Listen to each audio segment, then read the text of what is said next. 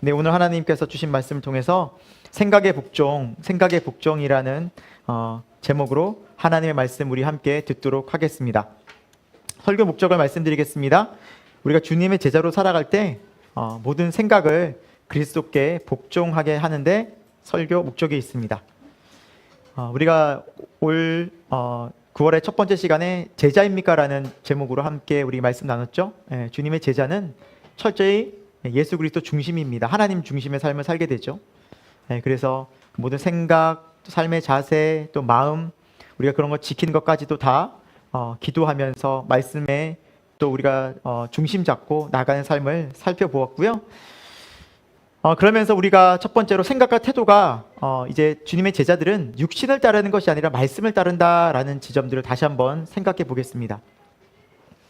우리가 어떤 결정을 내리고 어떤 생각을 할 때에는 기준이 내 육신의 또 판단, 내가 전에 했던 경험을 의지하는 것이 아니라 이제는 철저히 주님께서 내게 주신 말씀을 기준으로 삼아서 생각하고 또 마음 먹고 행동하는 것을 이제 연습하게 하는 데 목적이 있고요. 두 번째로 우리가 이 세상을 살아갈 때 세상 사람들 많은 능력을 요구하고 그 능력을 개발하려고 합니다.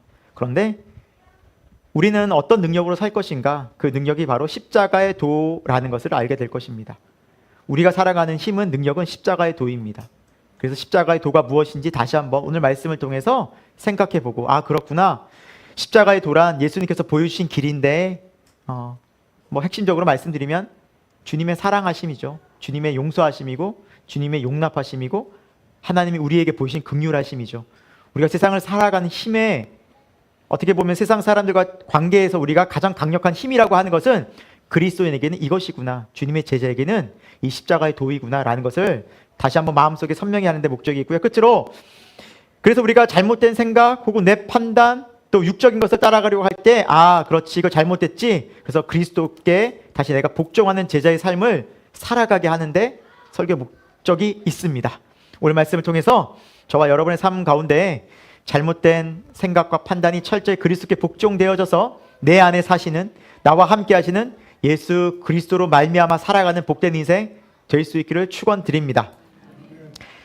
세상에 또 모든 부모님들이 마찬가지겠지만 이제 자녀를 기르는 데 있어서 참 어려움과 힘든 상황을 겪게 되는 것 같습니다.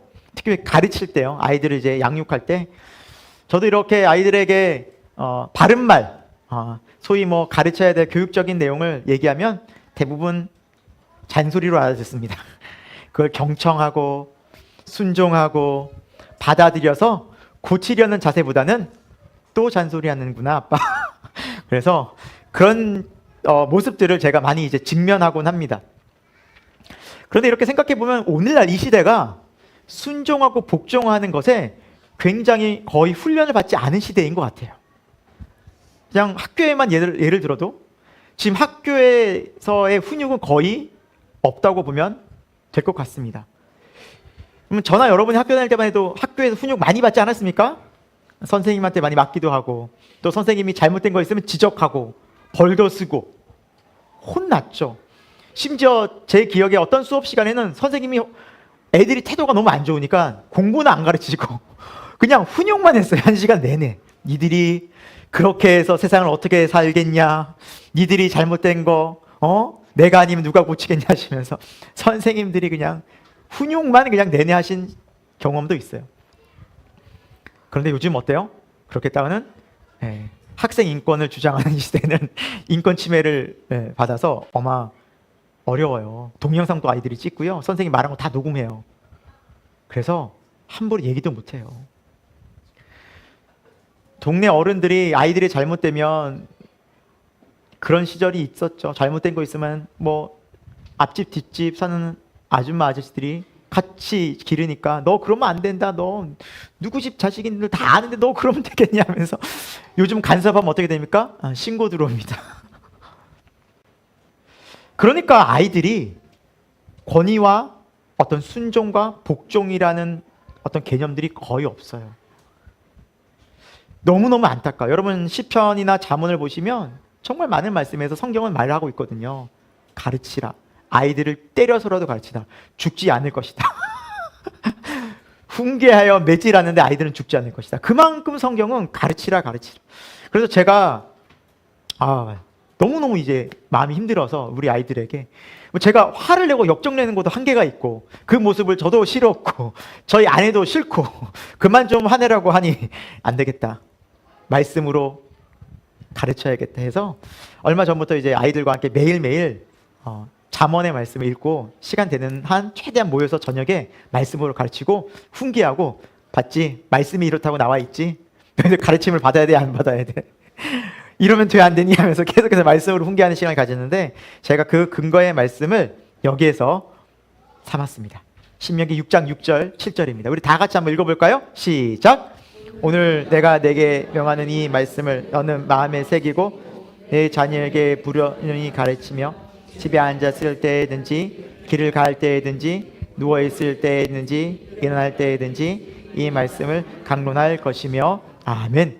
부모님은 자녀를 무조건 가르쳐야 되는구나. 먼저 부모의 마음에 말씀을 새겨야겠죠. 이게 중요하겠죠. 내가 지키지도 않으면서 말씀을 가르치는 건 아무 능력이 없어요. 그러니까 내가 그 말씀을 지키고 내 마음에 새겨진 말씀을 자녀들에게 가르치라는 거예요. 부지런히 앉아있을 때든지 누워있을 때든지 길을 갈 때든지 부지런히. 그래서 저는 이 약속의 말씀을 붙잡고 아이들에게 지겹도록 말씀을 가르치려고 합니다. 그럼 아이들만 그럴까요? 아닙니다. 저는 교회도 이 말씀을 계속해서 가르치려고 합니다. 그래서 올해도 저희가 이제 토요일마다 성경 공부를 하고 있는데 내년에도 마찬가지로 전하 목사님이 성경 공부를 계획하고 있습니다. 매주 토요일도 하고 주일 오후에도 하고 끊임없이 저와 여러분은 하나님의 말씀으로 양육받을 것입니다. 왜 그럴까요? 지난 시간에도 나눴지만 우리의 생각과 우리의 마음에는 이 세상에 수천 수만 가지의 오만 가지 생각이 들어오죠. 뭘로 우리가 필터링을 할 거예요? 뭘로 우리가 결정할 것입니까? 잘못된 생각 하나가 우리 마음에 깊이 박히잖아요. 큰 어떻게 인생을 망치는 실수와 잘못을 범할 수도 있기 때문입니다. 그래서 무릇 지킬 만한 모든 것 중에 뭘 지키라고 성경은 말씀하고 있죠? 마음입니다. 생명의 근원이 이에서 나기 때문입니다. 사랑하는 새생명교회 교우 여러분, 오늘 말씀에서도 마찬가지로 저희가 이 생각에 대해서 살펴보려고 합니다. 이 생각이 결국 마음에 영향을 끼치기 때문입니다. 그래서 오늘 말씀은 분명히 말씀합니다. 우리의 모든 생각을 그리스도께 복종시켜야 한다. 예외 없다라는 거죠. 모든 생각을 그리스도께 복종하라는 거예요. 순종시키라는 거예요. 복종이라는 것은 때로는 내 이해가 안 되고 내 상황 형편이 안 되더라도 명령에 군인은 복종하듯이 그대로 따라하는 것이 신앙이다라는 거예요. 순종이 먼저입니다. 그것을 믿고 행할 때 우리가 때로는 이해할 수 없어도 그것을 말씀을 행하다 보면 정말 하나님의 놀라운 뜻을 거기서 발견할 때가 많이 있습니다. 그리고 당장은 지금 내 마음이 그렇게 안 되고 요동치고 정말 힘든데 기도가 안 되는데 그래 한번 기도해보자. 말씀 기도하라고 했으니 순종해보자 할 때 우리의 마음이 지켜지는 것을 경험하게 됩니다. 이것은 믿는 자에게 그리하면 나타나는 하나님의 놀라운 약속이기 때문입니다. 사랑하는 새생명교회 교우 여러분, 우리 주님의 약속의 말씀을 붙잡고 여러분의 삶에 생각과 마음이 잘 정돈된 주님의 제자 되기를 축원드립니다. 첫 번째 살펴볼 것은 육신을 따르지 않아야 합니다. 우리가 세상을 살면서 육신이 먼저 나올 때 육신의 생각과 판단과 경험과 행동으로 먼저 나올 때가 참 많아요. 그래서 경계해야만, 의식해야만 합니다. 의식해야만 합니다. 우리 본문 말씀 1절인데요. 같이 읽어봅니다. 시작! 대면하면 유순하고 떠나 있으면 너희에 대해 담대한 나 바울은 제 그리스도의 온유와 관용으로 친히 너희를 권하고 라고 나와 있어요. 바울이 고린도 교회를 세웠잖아요. 그런데 이 교회에 큰 문제가 있었어요. 다른 게 아니라 고린도 교회에 사도 바울에 대한 사도권을 의심하는, 그리고 또 사도권에 대해서 불신을 품는 거짓 교사들이 등장했어요. 그래서 공격하기 시작합니다. 그래서 고린도 후서 1장에서 이제 9장까지는 고린도 교회를 향한 권면과 말씀이 나오지만 이제 10장부터 13장까지는 바울이 자신의 사도권에 대한 변호가 나와요. 나는 사도가 맞다. 너희들이 그렇게 얘기하는 거짓된 속임수에 속지 말아라. 나는 하나님의 예수 그리스도의 사도가 분명하다라고 그거를 몇 장에 걸쳐서 설명을 해요. 설명을. 그런데 바울이 1절에 이렇게 설명을 해요. 자신에 대해서. 너희를 대면하면 유순하고, 만났을 때 이게 유순하게 얘기하고, 떠나 있으면 담대한. 이제 떠나 있을 때는 때로는 단호하기도 한 거예요, 바울이. 그런데 지금 바울은 떠나 있음에도 불구하고 이렇게 자신을 공격한 거짓 교사들, 자신을 향해서 끊임없이 모아 맞는 사람들 향해서 단호하게 얘기하는 것이 아니라 오히려 온유와 관용으로 권면한다라고 얘기해요. 그러니까 이 상태는 지금 자신의 감정과 육적인 그런 상태의 아픔들을 최대한 억누르고 절제하고 차분하게 한 이후에 온유하게 글로 적어서 그들을 권면하고 있다는 거예요. 평소 성격 같았으면, 그냥 육신적인 생각 같았으면 그냥 막 얘기할 것 같은데 그러지 않고 지금 마음을 잘 다스리고 있었다라는 거예요. 그리고 3절에는 이렇게 말씀하고 있어요. 우리가 육신으로 행하지만 육신에 따라 싸우지 아니한다라고 말씀.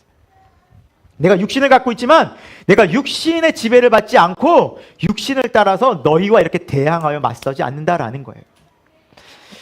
여러분, 이 사도 바울이 얼마나 속상하고 황당했을까요?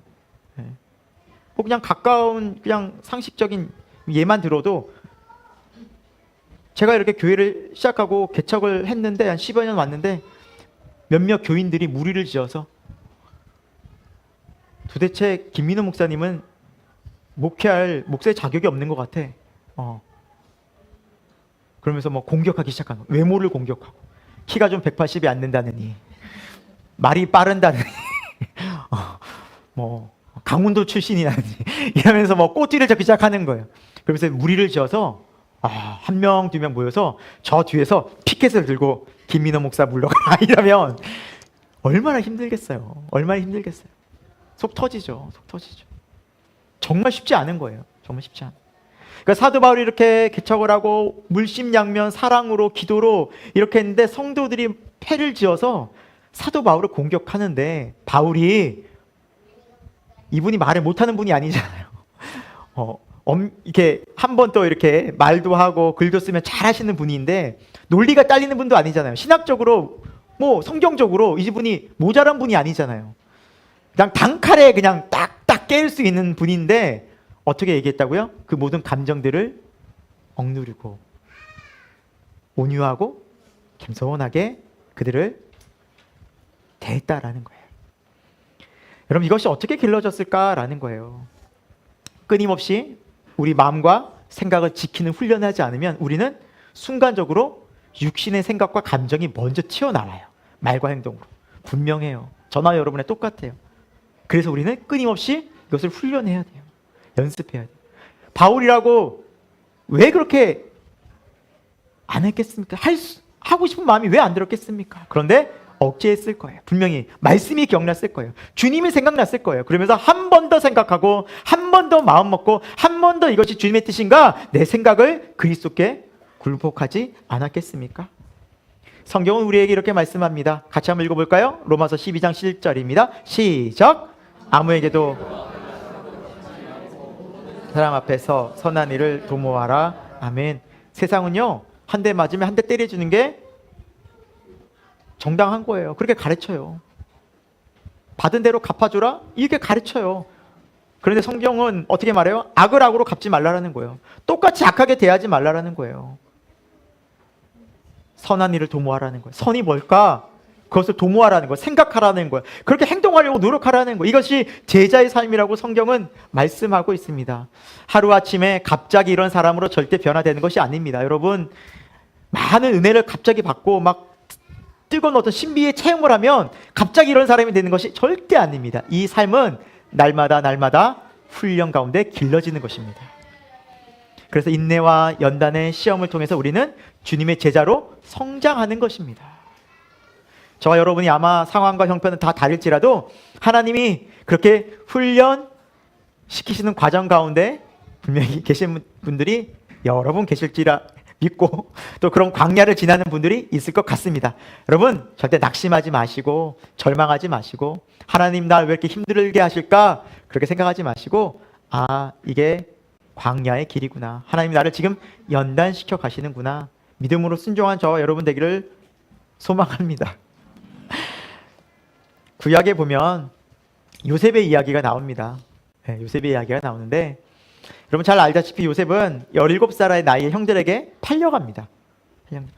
그 상황의 사정들 왜 형들이 이유 없이 팔았겠습니까? 요셉이 이런 행동을 했어요. 형들의 잘못된 행동을 아버지께 고자질했어요. 네. 그를 그냥 불의를 보고 못 참는 거예요.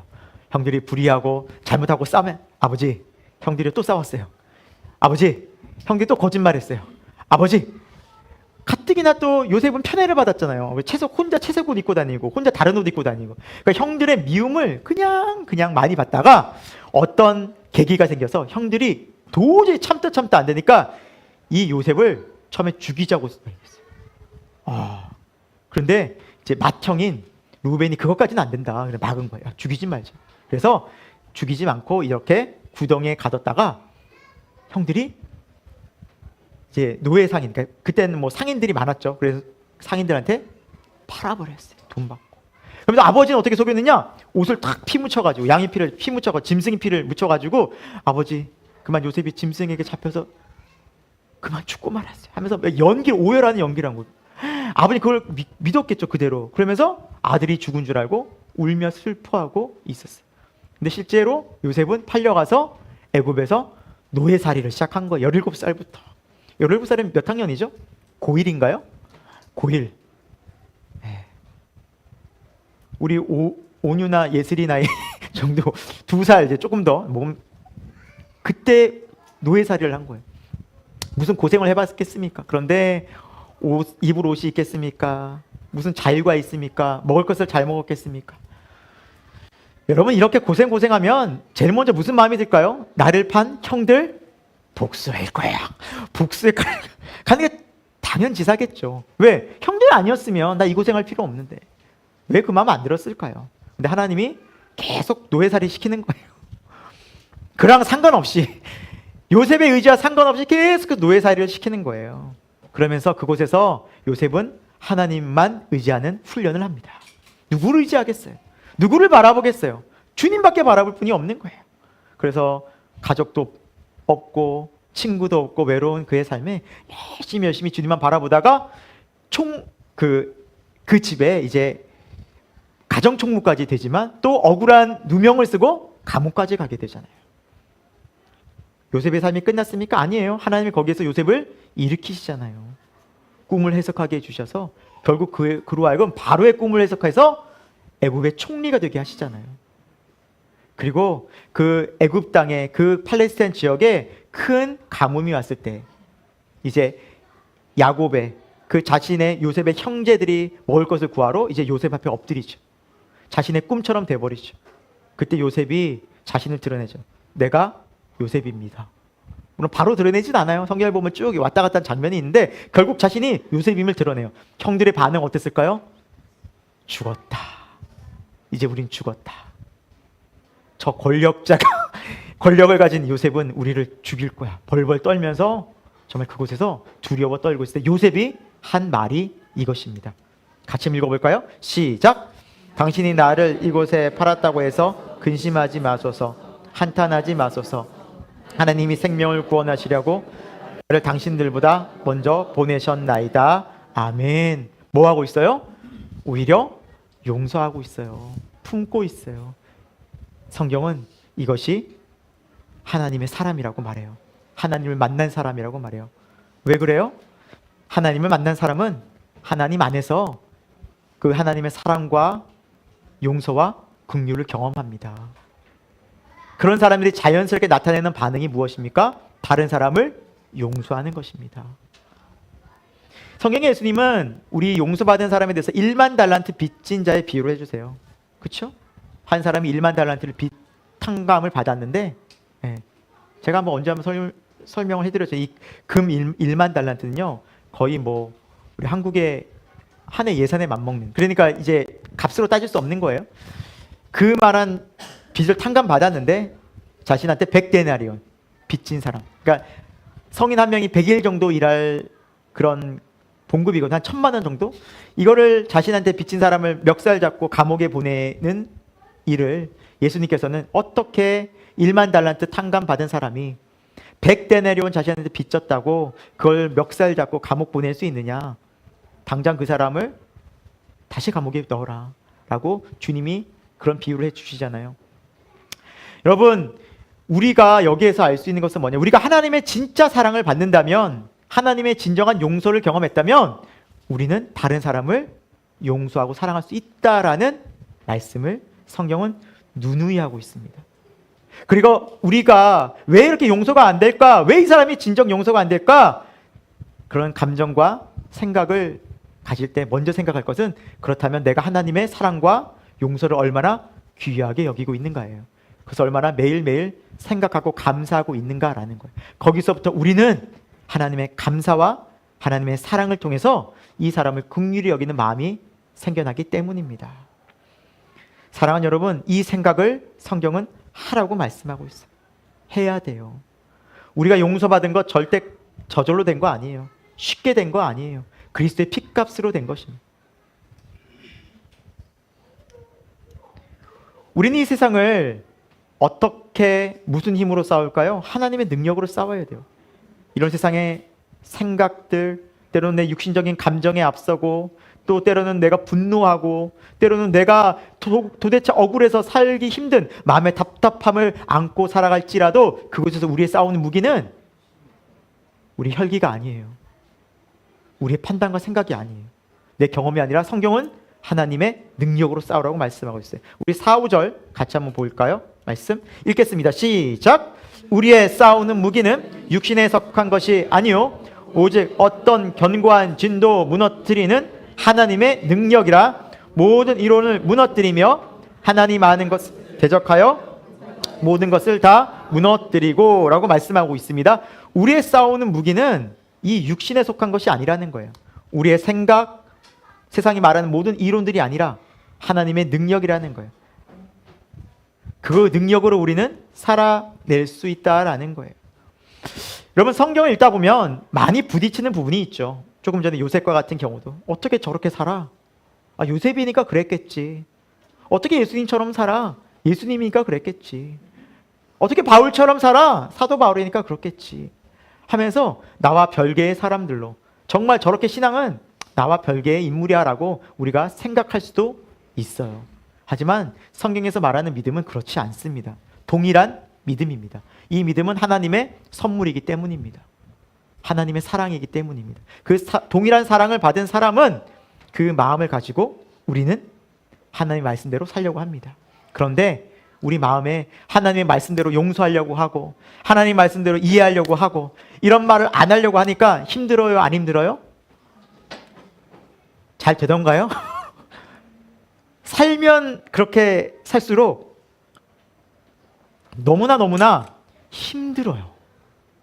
아니, 예수님 믿고 은혜 받고 막 이렇게 기쁘면 잘 돼야 되는데, 이런 게 저절로 됐으면 좋겠는데 오히려 내 마음에는 더 막 부딪혀요. 화나는데 화내지 말라고 그러고 막 그냥 막 내뱉고 싶은데 막 말하지 말라고 그러고 복수하고 싶은데 복수하지 말라고 그러고, 아, 어떻게 살란 말이야. 막 너무너무 힘든 거예요. 여러분, 그런 마음 있으시죠? 그냥 화 내버리십니까? 몰라 그냥 내버리고 그냥 나중에 회개해 이러십니까? 아무리 부딪히잖아요. 하나님 말씀대로 살려보면 또 후회하잖아요. 내가 왜 그랬을까 또. 내가 좀 참을걸. 내가 왜 저 말을 해가지고 이 말 해가지고 왜 또 내가 주워 담을 수도 없는 말 해가지고 미안해. 미안해요. 그러면서 또 하나님께 기도하고 그러고 살잖아요. 이런 거 반복되잖아요. 그런데 성경은 그게 정상이라는 거예요. 말씀을 볼까요? 로마서 7장 21에서 25절 말씀이에요. 먼저 21에서 23절까지 말씀 보겠습니다. 시작! 그러므로 내가 한 법을 깨달았노니 곧 선을 행하기 원하는 나에게 악이 함께 있는 것이로다. 내 속사람으로는 하나님의 법을 즐거워하되 내 지체 속에서 한 다른 법이 내 마음의 법과 싸워 내 지체 속에 있는 죄의 법으로 나를 사로잡는 것을 보는도다 라고 바울이 고백하고 있어요. 이 내용이 뭐냐면, 바울도 이제 육신을 가졌잖아요. 그렇죠? 육신을 가졌는데 마음은 거듭나서 하나님 은혜로 충만했어요. 그런데 이 은혜로 충만한 것은 너무 기쁜데 때로는 육신이 막 앞설 때가 있는 거예요. 화가 나고 너무 분노하고 교인들이 저러는데 내가 어떻게 억울하게, 내가 다 교회 다 저렇게 세우고 했는데 나를 몰아내려고 해? 막 하면서 육신적으로는 화가 나는 거예요. 근데 그 마음이 충돌하는 거예요. 충돌하는 거예요. 그러면서 깨달은 거 있어요. 뭐냐면 그렇구나. 예수님을 믿어도 내 마음이 이 선한 것을 행하려는 마음과 내 안에 육체의 정욕을, 육신의 생각을 따라가려고 하는 이 육체가 뭐예요? 부딪히는구나라는 거예요. 이해가 되세요? 이게 믿는 사람의 상태예요. 24, 25절 같이 읽어봅니다. 시작. 오호라 나는 공고한 사람이로다. 이 사망의 몸에서 누가 나를 건져내랴. 우리 주 예수 그리스도로 말미암아 하나님께 감사하리로다. 그런즉 내 마음은 하나님의 법을, 육신으로는 죄의 법을 섬기노라. 아멘. 그러니까 24절에 공고한 사람이로다라는 표현은 나는 괴로워 죽겠다라는 거예요. 너무 괴롭다. 이 사망의 몸, 너무너무 고통스러운 이 몸에서 어떻게 좀 나올 수 없을까? 왜? 죄에 대해서도 계속 고민하고 갈등하니까. 이러면 안 돼. 부딪히니까 자꾸. 그런데 25절에 주 예수 그리스도로 말미암아 하나님께 감사한다라는, 결국에는 결론은 감사한다는 거예요. 왜요? 내가 죄의 종이 아니라 이제 의의 종이 돼서 육신의 지배를 받는 것이 아니라 하나님의 성령의 인도하심을 받아 사는 새로운 인생이 내 안에 펼쳐졌기 때문이에요. 아멘. 그래서 감사가 되는 게 결국. 자, 여러분, 이 신앙생활의 우리의 모습입니다. 여러분, 예수님을 믿기 전에는 죄를 져도요, 내 양심이 약간의 저쪽은 있지만 그것이 큰 무리가 아니었어요. 나만 그래? 나는 그래도 덜해. 나보다 더한 사람 세고 셌어. 그러면서 세상을 봐요. 봐봐, 세상 저렇게 악해도 잘만 먹고 잘 살잖아. 나는 이거 아무것도 아니지 뭐 하면서 스스로를 위로하고, 그리고 그 죄를 아무렇지도 않게 그냥 감추고 덮고 살아가고 있어요. 그러니까 죄를 져도 그 죄의 저촉을 받지 않아요, 솔직히. 별로 거리낌이 없어요. 그런데 어느 날 말씀을 들어요. 복음을 들어요. 십자가 예수 그리스도가 다가와요. 이제 구원에 대해서 이제 알게 돼요. 그 다음부터는요, 이러면 안 되는구나. 내가 거짓말하면 안 되는구나. 그렇게 거짓말 많이 치는데. 내가 분노하고 승질내고 내 맘대로 해놔서 안 되는구나. 이러면 지옥 가는구나. 큰일 나는구나. 하면서 두려운 거예요, 마음이. 왜 그래요? 내 안에 하나님의 영이 거하시는 거 이제. 그 일이 나타나요. 이게 믿는 자의 모습이에요. 괴로운 거예요. 그럼 여러분, 하나의 결론은 뭐예요? 그럼에도 불구하고 나는 하나님께서 나를 구원하셨어. 이 세상에서 나 같은 자를 용서해 주셨어. 너무 감사하다. 이 결론에 이르면 계속해서 믿음으로 싸워갈 영적인 힘이 생긴 줄로 믿습니다. 그래서 감사가 되는 거예요. 그래서 죄와 싸울 수 있는 거예요, 이제는. 이걸 두렵지 않게 생각할 수 있다는 사실입니다. 이제 우리는 이 세상에 믿음의 사람으로 살아갑니다. 왜? 우리 마음이 거듭났기 때문입니다. 여러분, 이것은 감사할 것이지 두려워하거나 화낼 일이 아닙니다.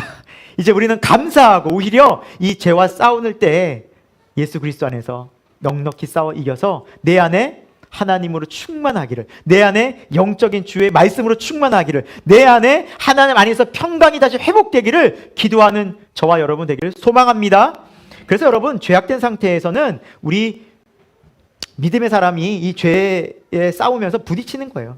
절대로 이것은 믿는 사람이 나타나는 영적 변화다라는 거예요. 그런데 오늘 말씀에서는 우리가 하나님의 능력으로 이 세상을 싸워야 한다는데, 하나님의 능력이 무엇일까요? 고린도전서 1장 18절에는 이 하나님의 능력을 분명히 이렇게 설명하고 있습니다. 같이 읽어보겠습니다. 시작. 십자가의 도가 멸망하는 자들에게는 미련한 것이요 구원을 받는 우리에게는 하나님의 능력이라. 아멘. 하나님의 능력이 뭐라고 나와 있어요? 십자가의 도다라는 거예요. 십자가로 보여주신 예수 그리스도께서 보여주신 길이다라는 거예요.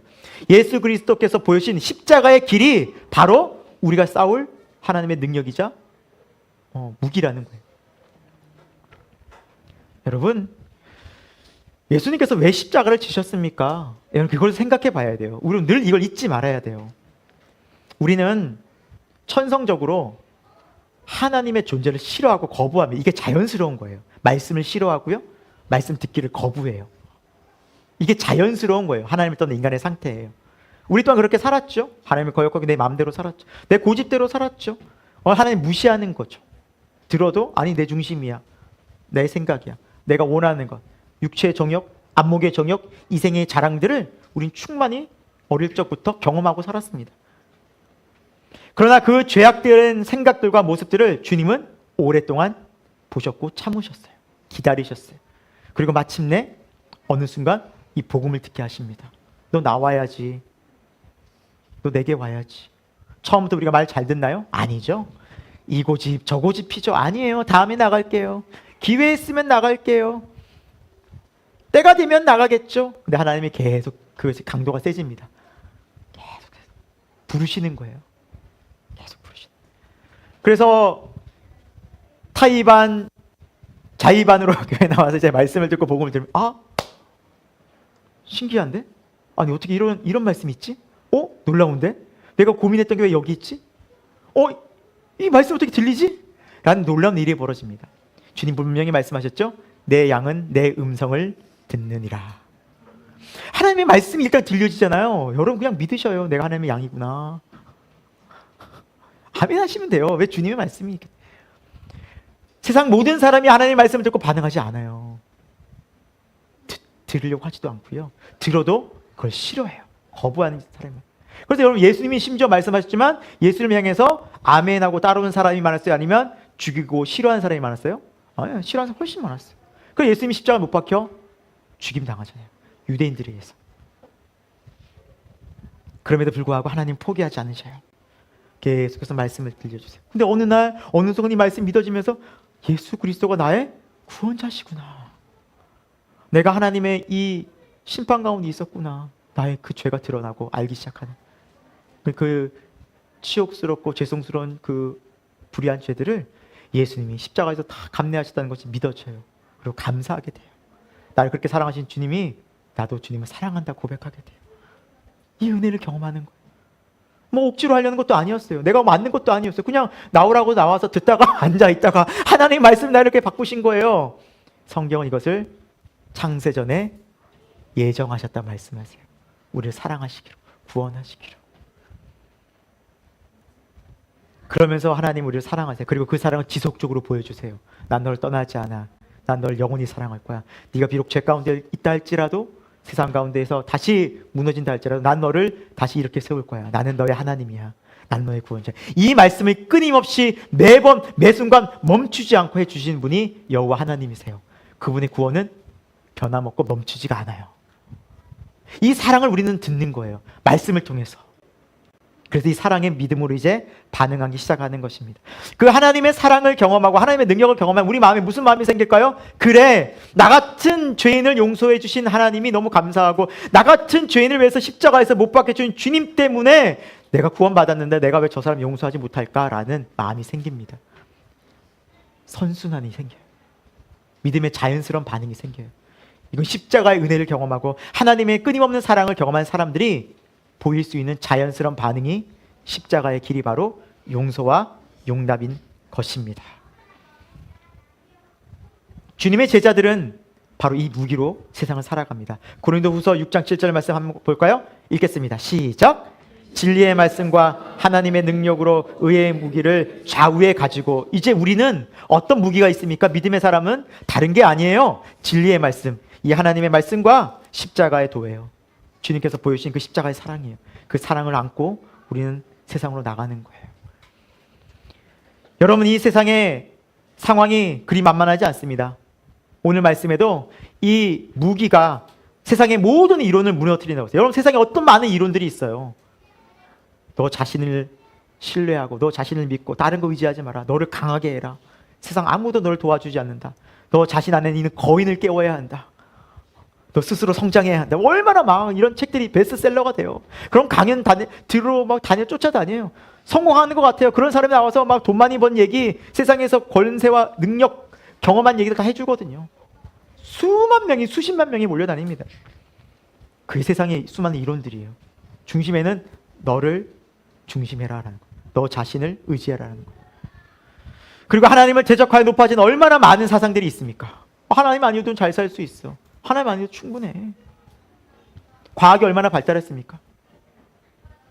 돈 많은 사람들은요, 부자들은요, 어쨌거나 5년, 10년 더 살려고요, 별의별 짓을 다 해요.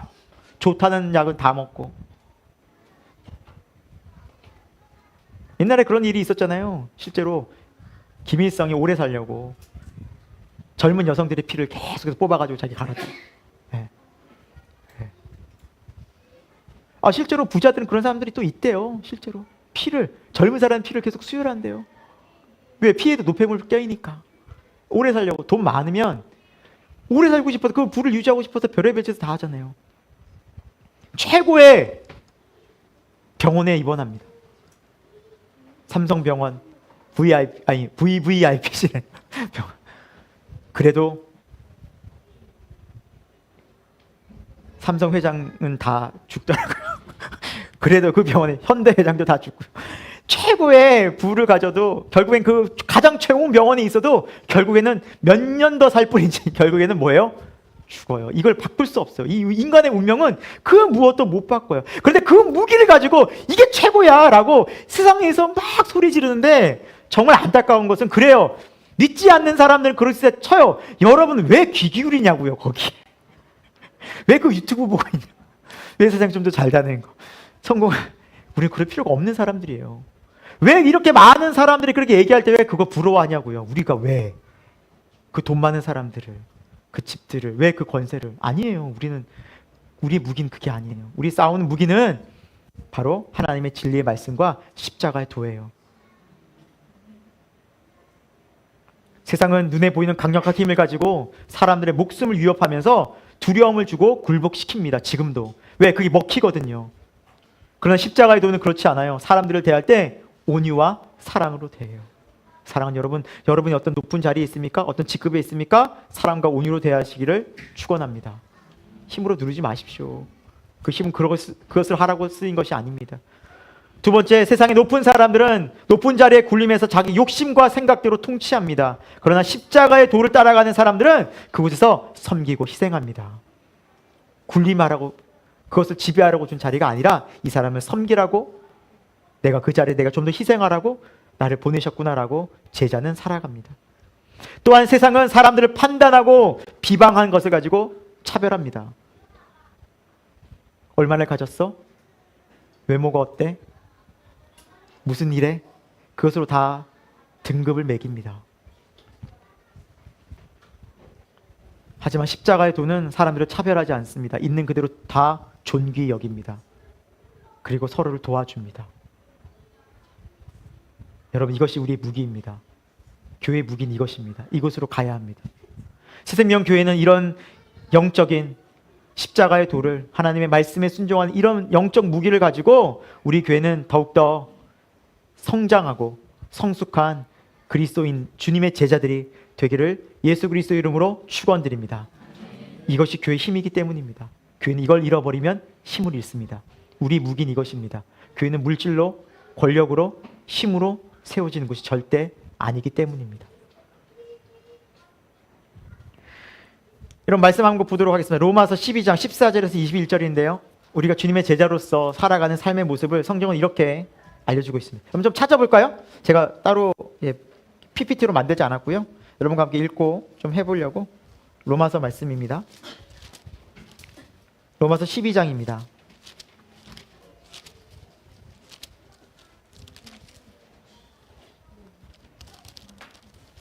14절부터 우리 21절까지인데요. 신약 256면에 있습니다. 신약 256면. 첫 번째 절은 형제님들이, 두 번째 절은 자매님들이, 형제 자매 이렇게 한 절씩 교독하도록 하겠습니다. 읽겠습니다. 시작.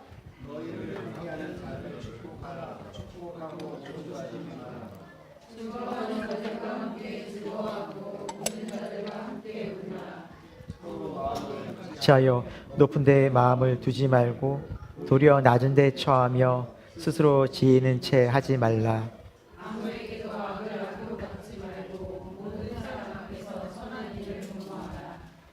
할 수 있거든 너희로서는 모든 사람과 더불어 화목하라.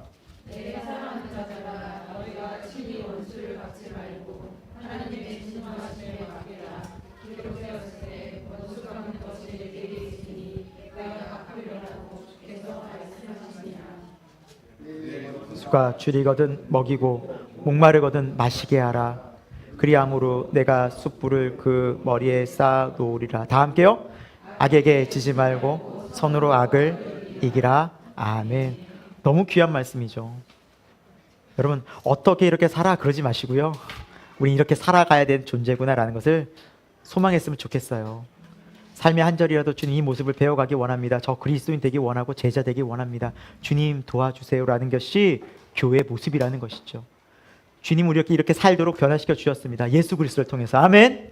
우리는 이렇게 바뀌어졌다는 게 중요합니다. 새 생명이 주어졌고요. 그리스도 안에 새로운 피조물이 되어졌습니다. 그리스도 예수 안에서. 여러분, 그것이 중요한 것입니다. 우린 변화되었습니다. 물론 이것을 완벽하게 살라 그것이 아닙니다. 우리 모두가 완벽하게 지금 살아야 된다 그것이 아닙니다. 이것을 지향하라는 것입니다. 그것과 처음부터 야 이것을 어떻게 살아? 말도 안 돼. 못 살아. 난 안 해. 이것은 다르다는 것입니다. 우리 변화된 삶은 이것을 지향하는 것입니다.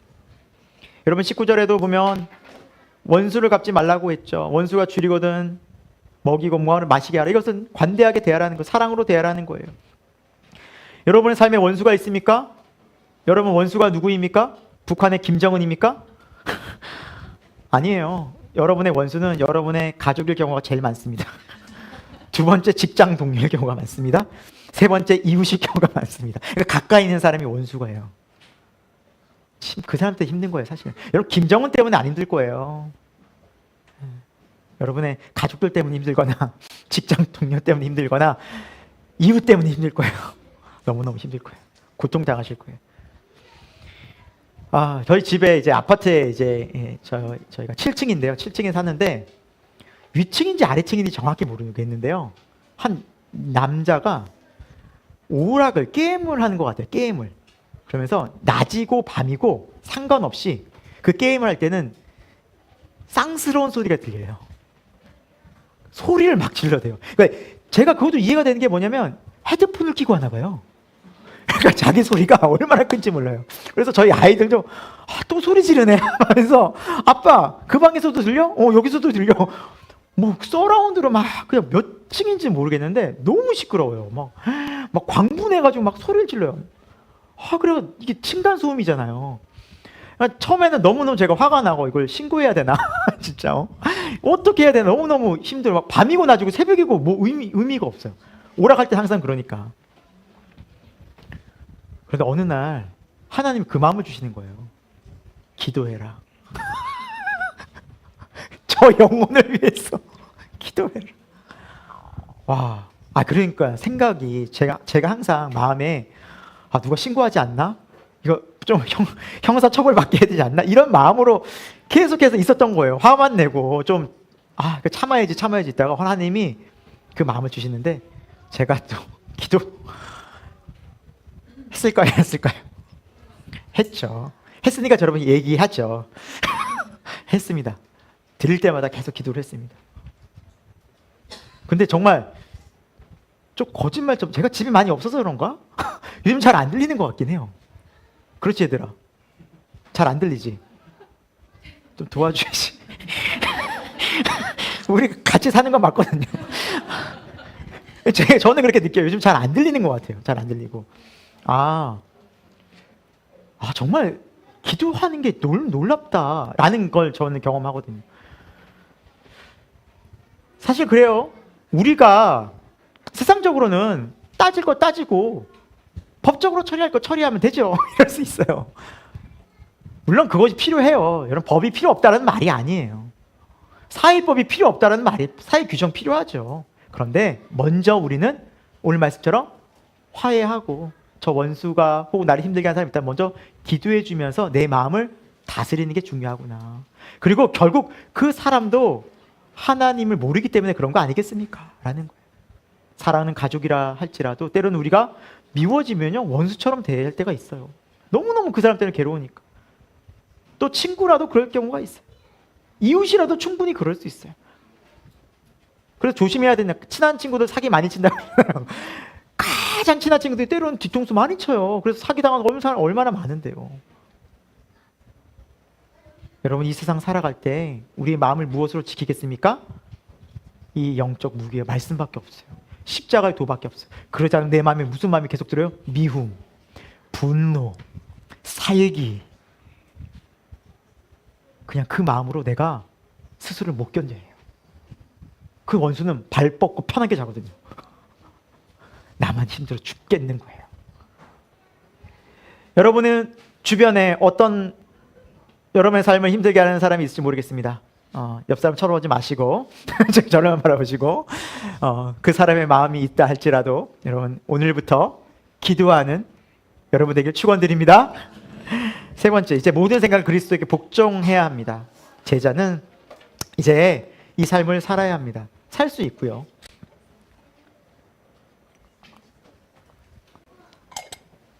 이제 우리의 모든 생각을 그리스도께 복종하는 훈련을 해봅시다. 연습을 해봅시다. 우리의 삶이 어떻게 다 달라지는지, 주 안에서 어떤 변화들이 있는지 우리는 경험해봐야만 합니다. 고린도후서 오늘 본문 말씀의 이제 하반절이에요.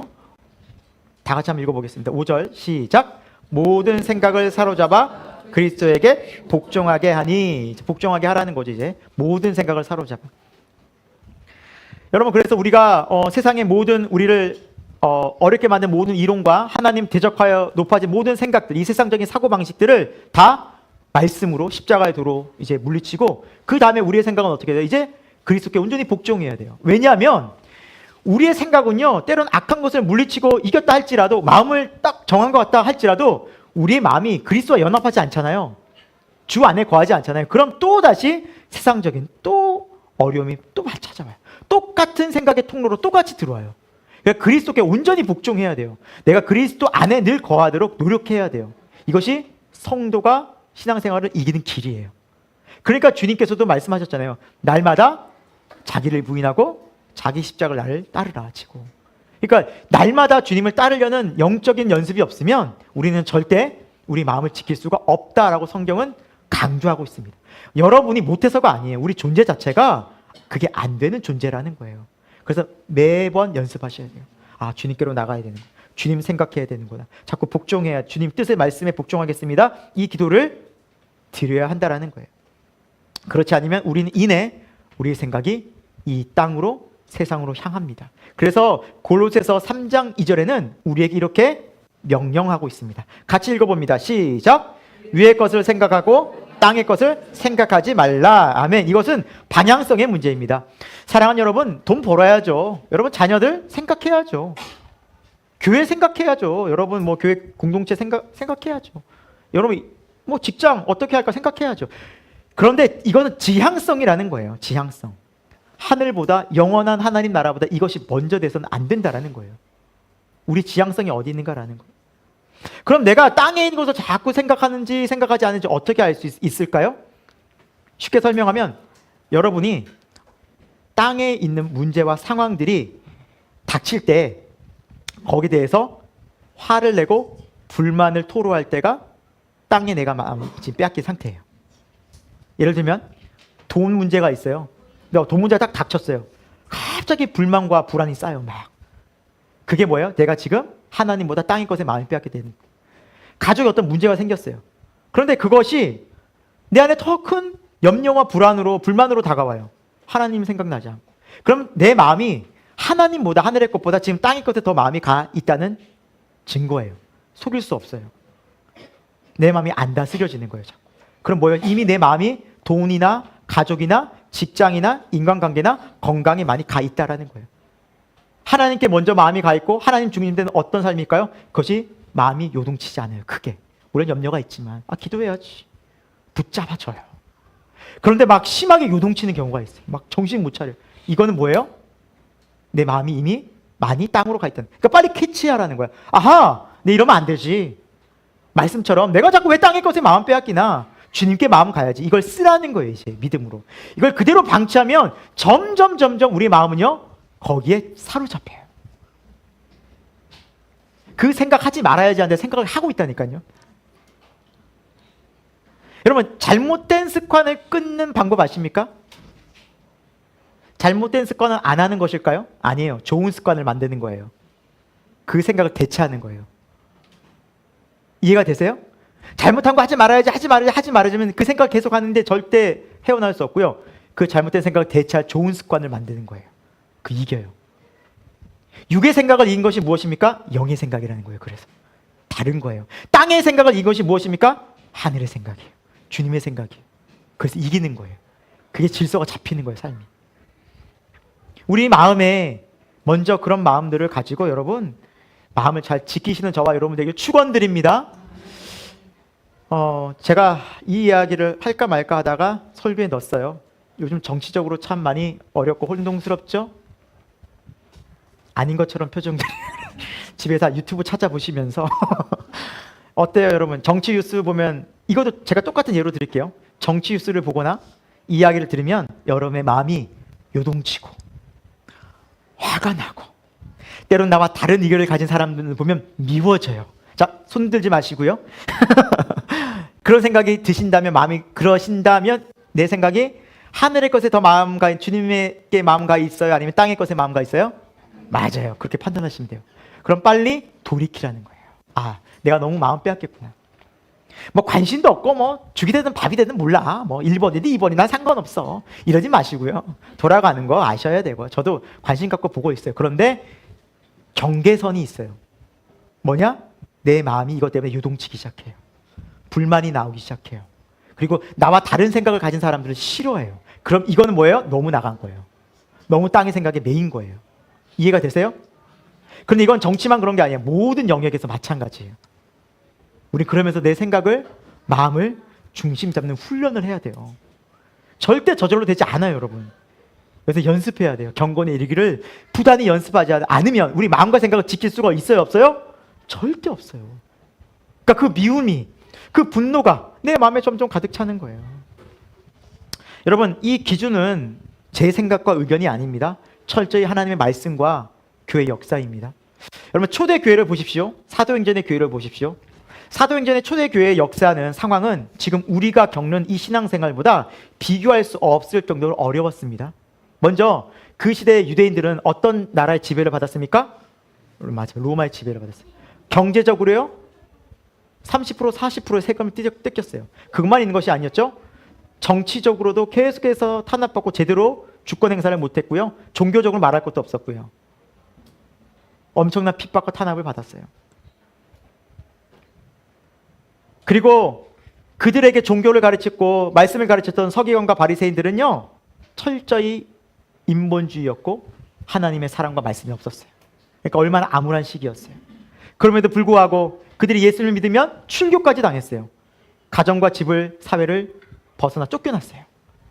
그런데 초대교회 그리스도인들은요, 이런 말이 하나도 없어요. 로마에 대항하여 일어났더라. 바리새인과 서기관들의 공격을 다시 보복했더라. 출교를 당하여 그들은 욕하며 분내했더라. 이런 표현이 하나도 없어요. 어떻게 했어요? 주님의 말씀을 따라 계속해서 십자가의 복음을 전하고 가르치며 모여서 서로 사랑하고 서로 용납하며 하나님의 자녀된 백성의 삶을 계속 살아냈어요. 그 로마의 핍박 아래서. 그래서 카타콤에 들어가기도 하고 원형 경기장에서 사자의 밥이 되기도 했어요. 예! 분노하지 않았어요. 그대로 사자 밥이 됐어요. 저항하지 않고 그대로 죽임당했어요. 순교당했어요. 로마의 칼과 창을 들고 대들지 않았어요. 어떤 일이 벌어진지 아십니까? AD 313년 로마가 기독교 국가가 됩니다. 그들은 칼과 창을 쓰지 않았어요. 그들의 무기는 뭐였어요? 오늘 말씀 봤잖아요. 십자가의 도였다고요. 하나님의 말씀이었다고요. 그대로 행한 거예요. 그러니까 나라가 바뀐 거예요. 전 한국교회에게 말하고 싶어요. 말할 기회도 주지 않겠지만 우리 교회는 말할 수 있어요. 한국교회 한 교회인 우리 교회에 말하고 싶어요. 우리의 무기는요, 십자가의 도와 말씀이에요.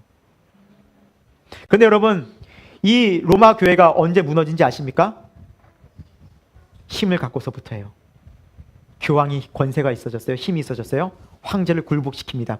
황제가 교황 앞에 무릎 꿇습니다. 그리고 교황이 최고의 권위를 갖습니다. 교회는 타락하기 시작했습니다. 종교개혁이 일어났습니다. 교회는 세상의 힘으로, 권세로 이루어진 게 아닙니다. 그리고 그 힘을 가지고 역사적으로 큰 잘못을 했죠. 십자군 전쟁을 일으켰죠. 칼과 창을 가지고 그들 정복하고 거기에 기독교를 심었죠. 그것은 하나님의 방법이 아닙니다.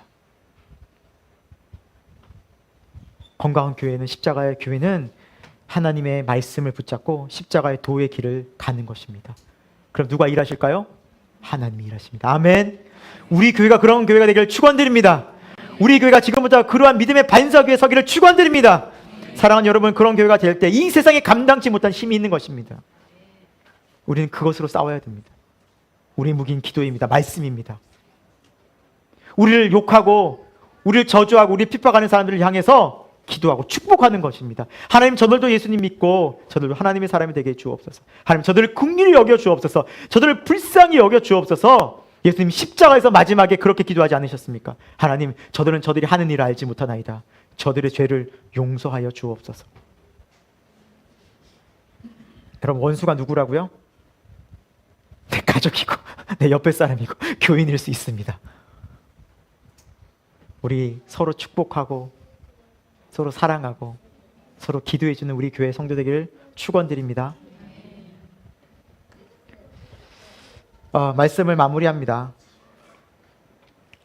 주님의 충성된 제자들은 이제 온 땅에 주님이 보내셔서 온 세상으로 지금도 순종하여 복음을 전해서 이 교회가 유대에서 시작해서 지금 한국에도 그렇게 많이 세워지게 됐죠. 참 복된 일입니다. 그러나 더 중요한 것은 이 교회가 교회다운 역할을 하는 것입니다. 교회는 주님 말씀하셨듯이 세상의 빛과 소금입니다. 여러분, 우리는 그것으로 승부를 봐야 됩니다. 거룩한 빛을 바라고 사랑의 빛을 바라고 거룩한 삶을 살아내면서 소금의 역할을 해야 됩니다. 정직하게, 진실되게, 성실하게 하나님 바라보면서 내 자리에서 그 역할을 감당해야 됩니다. 사람들이 우리를 뭐라 말하든 우리를 향해 손가락질하고 저 바보 같은 사람 계속 당하고만 있네, 그렇다 할지라도 우리는 주님께 기도하면서 같이 악을 악으로 갚지 아니하고 모든 사람과 선을 도모하면서 우리의 말과 행동 속에서 주님의 사랑을 드러내는 저와 여러분 되길 간절히 축원드립니다. 사도 바울은 이렇게 고백을 합니다. 고린도전서 9장 27절, 내가 내 몸을 쳐 복종하게 함은 내가 남에게 전파한 후에 자신이 도리어 버림을 당할까 두려워함이라. 내가 내 몸을 쳐서 복종시킨대요. 왜요? 사도 바울처럼 이렇게 믿음 좋은 사람도, 신앙인도 혹시 내가 이렇게 잘못을 범하여 혹시 무너질 수 있는 그런 연약한 인간이기에 끊임없이 말씀 앞에서 나를 쳐서 복종시킨다는 거예요. 때로는 내 생각과 다를지라도, 내 판단과 다를지라도 주님이 뜻이라면 복종하여, 순종하여, 충성하여, 그래서 하나님께서 이루시고자 하시는 놀라운 일들이 이 땅 가운데 끊임없이 나타나서 우리가 그곳에서 하나님의 영광 볼 수 있도록 저와 여러분이 그런 주님의 제자 다 되기를 축원드립니다. 기도하겠습니다. 하나님, 감사합니다. 오늘 우리에게 주님의 귀한 말씀 허락해 주셨습니다. 사랑하는 주님, 우리 삶 속에서 우리 주님 뜻 더 분별하고 또 순종하고 말씀을 따라가면서 우리 자신을 지키며 잘못된 생각과 마음들을 철저히 말씀에 순종하고 굴복하는 주님의 제자 되길 소망합니다. 저희 연약합니다. 부족합니다. 그래서 성령의 은혜가 필요합니다. 성령의 능력이 필요합니다. 성령님, 우리에게 충만히 부어주셔서 이 제자의 삶 살아낼 수 있도록 우리를 인도하여 주옵소서. 예수 그리스도의 이름으로 기도합니다. 아멘. 하나님 아버지, 우리가 이 세상을 살면서 얼마나 또한 잘못된 생각들, 나의 판단들, 또 이기적인 모습들로 살았는지 모르겠습니다. 하나님의 말씀을 잃어버리고 또 주님보다는 이 세상의 내 뜻과 내 생각이 앞서서 또 실수하고 넘어지고 죄 가운데 거했던 우리의 모습을 돌아보며 회개합니다. 하나님, 우리를 불쌍히 여겨주시고 하나님의 사랑으로, 십자가의 사랑으로 다시 한번 새롭게 하시는 은혜가 우리에게 임하기를 소망합니다. 우리를 새 마음 우리에게 허락해 주셨습니다. 거룩한 새로운 피조물이 되게 해주셨습니다. 이제는 그 하나님의 자녀답게 주님의 제자로 살 수 있도록 하나님 은혜를 더하여 주시고 성령의 권능 더하여 주옵소서. 우리의 싸우는 무기는 육신의 생각과 판단과 정욕이 아닙니다. 하나님, 우리가 싸우는 무기는 바로 하나님의 말씀이고 십자가의 도인 것입니다.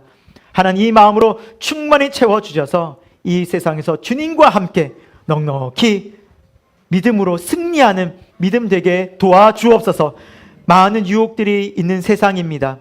여전히 육신의 정욕, 안목의 정욕, 이생의 자랑이 가득한 세상 문화와 환경들입니다. 그럼에도 불구하고 하나님께서는 우리에게 성령으로 함께 주시겠다 약속해 주셨습니다. 성령의 권능과 능력 힘입어 우리 안에 예수 그리스도의 십자가의 길을 갈 수 있는 주님의 충성된 제자들 다 되도록 인도하여 주옵소서.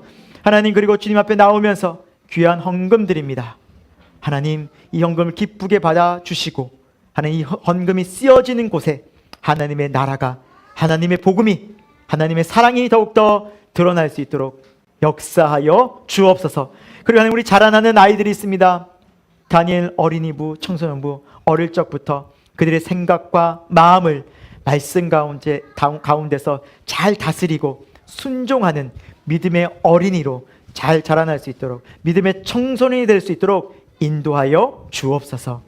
지금은 우리 주 예수 그리스도의 십자가의 은혜와 하나님 아버지 그 영원하신 사랑하심과 성령 하나님의 감화 감동 역사하심이 오늘 주의 말씀 들으며 다시 한번 우리의 모든 생각들을 주 예수 그리스도 앞에 순복하고 복종하기를 다시 한번 기도하여 하나님의 충성된 제자로 살기를 다짐한 우리 새생명교회 모든 교우들과 저들의 가정과 일터와 또한 이 한국 교회와 이 땅 가운데 지금부터 영원토록 함께 하옵시기를 간절히 축원하옵나이다. 아멘.